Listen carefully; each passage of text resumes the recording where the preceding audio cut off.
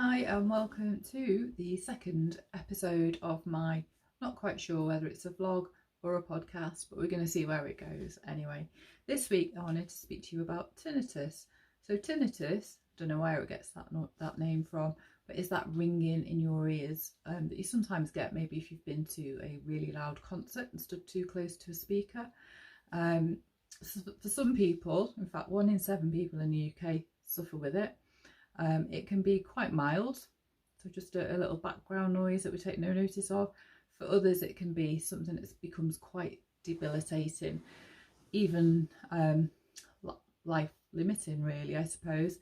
I was prompted to speak about this week because for a start next week is Tinnitus Awareness Week, so from the 6th to the 12th of February.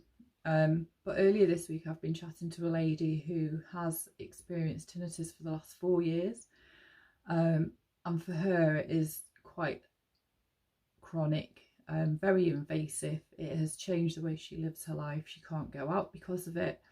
Her relationships have suffered because of it.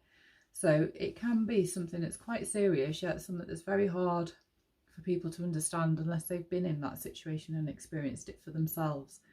In my own experience, I had tinnitus before my diagnosis, but I thought it was maybe down to playing in an orchestra and sitting in front of the brass section.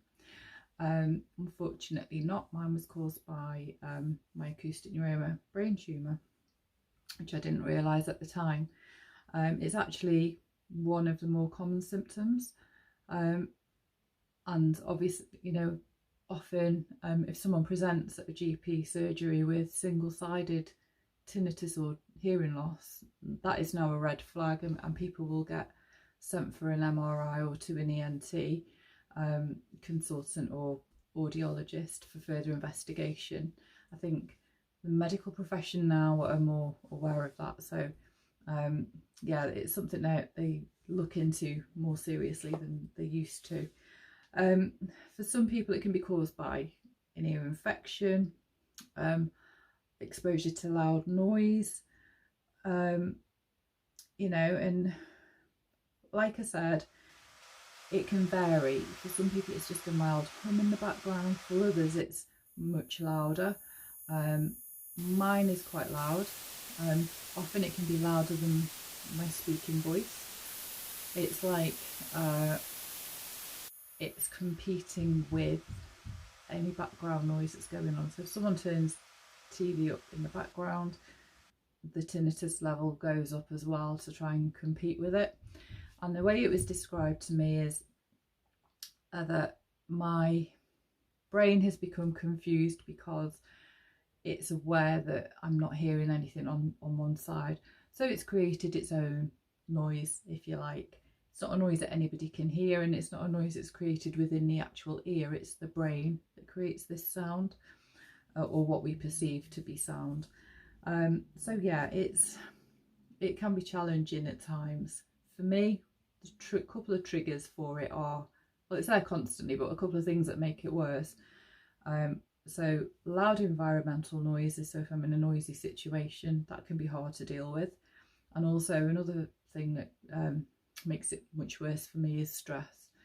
So people and situations that cause me stress, I try to keep out of my life as much as possible. At its worst, it will wake me up in the night. It can be so loud, and that's really unpleasant. In fact, you know, going to bed every night is not an enjoyable experience like it used to be at the end of a busy day, because I end up lying there awake often listening to this noise. It's a real distraction. So what I have to do is wear, I have like a headband with built-in earphones, and it's connected by Bluetooth to my phone, so I can just play an audiobook or just some background noise, background music, nature sounds, that kind of thing, just to try and distract myself from the noise in my brain and get to sleep. And very often that is the sort of treatment protocol, masking the tinnitus sound with something else. So I've also got my hearing aids, which are programmed to play like white noise to distract my brain from the internal sound, make it focus on an external sound, and in some people that can help actually reduce it. It doesn't work for me, it doesn't work for many people, and ultimately what I would really like is silence and not to have to listen to more noise. And yet unfortunately I know I'm never going to have that pleasure again, which is something I don't like to dwell on very much. So yeah, for me, I think running has been a good distraction. You know, I often find exercise makes it louder for a while afterwards, but actually while I'm exercising I'm not thinking about the noise in my head quite so much. So that's another reason probably why I run as much as I do. Something else I found that helps me, I mentioned the headband with the earphones. These, so this is an Etymotic earplug. It's quite a funny shape. It works in the same way as a normal earplug. You just pop it in your ear. It's got a little bit that you can pull it in and out with, and that works slightly differently to a normal earplug. So a normal earplug would shut out most noise. An Etymotic, or a musician's earplug as they're sometimes known, filters out some of the background noise and allows me to still hear what's going on in my immediate vicinity, although it's slightly muffled, but it just kind of takes that edge off sound a little bit. And then obviously, because sounds don't seem quite so loud, it doesn't impact on the tinnitus quite as much. So there are a couple of things that I found that have helped me. I did take part in a study, I think it was last year or the year before, on the impact of a low carb diet on tinnitus levels. And I mean, for me, that's something I've followed that lifestyle for a couple of years now, eating high fat, low carb diet, and it's had no impact whatsoever on, you know, my tinnitus experience. But you know, I'm always happy to try, you know, take part in these things in the hope that maybe something we haven't quite explored or something that might help somebody else. So the research is ongoing, but there is no known cure as such for tinnitus, which is a shame, because when you think one in 7 is quite a high number of people, and of those, for some people like the lady I mentioned, it can really have a negative impact on your life. And again, like I said, it's very much misunderstood. It's one of those things you can't see. People underestimate, you know, the damage it can actually cause. So yeah, that is tinnitus in a nutshell. If you are struggling, there are a number of organisations out there that can help. In my experience with an acoustic neuroma, there is a British Acoustic Neuroma Association, or BANA. Their website is banner-uk.com. Another organisation is Tinnitus UK. Their website is tinnitus.org.uk. There is also VIDA, or the Vestibular Disorders Association. Their website is vestibular.org.uk. And finally, tinnitus is often associated with hearing loss. In that instance, the Royal National Institute for the Deaf, RNID, and their website is rnid.org.uk.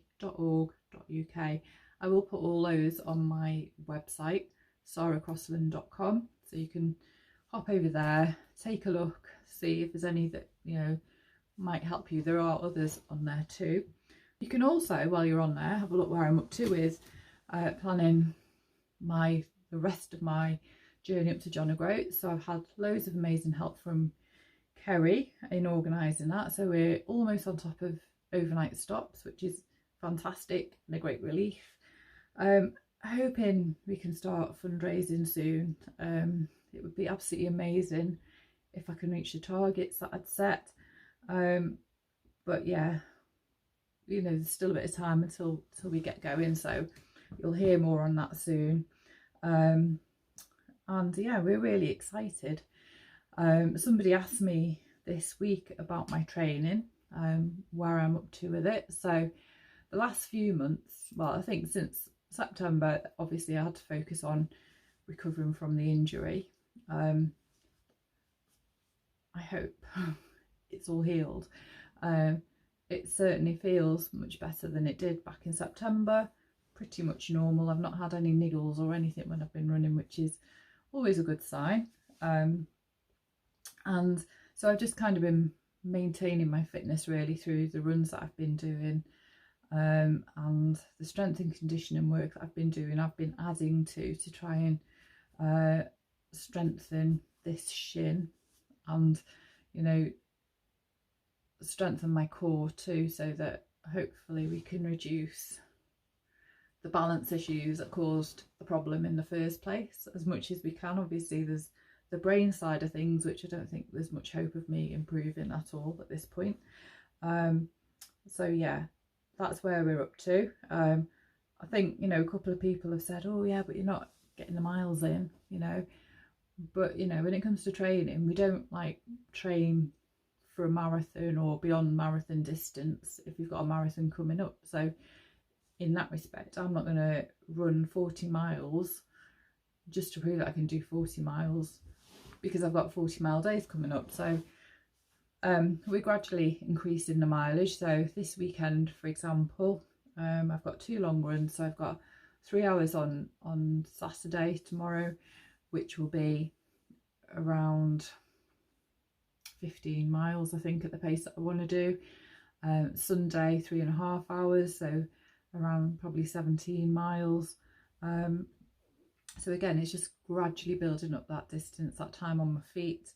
I'm happy with doing that. Not sure everybody else will be around here by the time the end of March comes. But yeah, some really interesting sessions I think will be coming up in a few weeks' time. So watch this space. And that's it really. That's my update for now. Like I said, all the information I've given you regarding tinnitus will be over on the website, along with information about the Land's End to John O'Groats journey as well. So go over there, sarahcrossland.com, take a look, and if you think that any of the information I've given you today will help yourself or friends, please do go ahead and share it. Obviously the more people that are aware of these things, the better. So thanks for tuning in, thanks for following, thanks to those of you who have subscribed, and I'll be back again next week with hopefully some more updates. Yeah, so have a good week and we'll catch up again soon.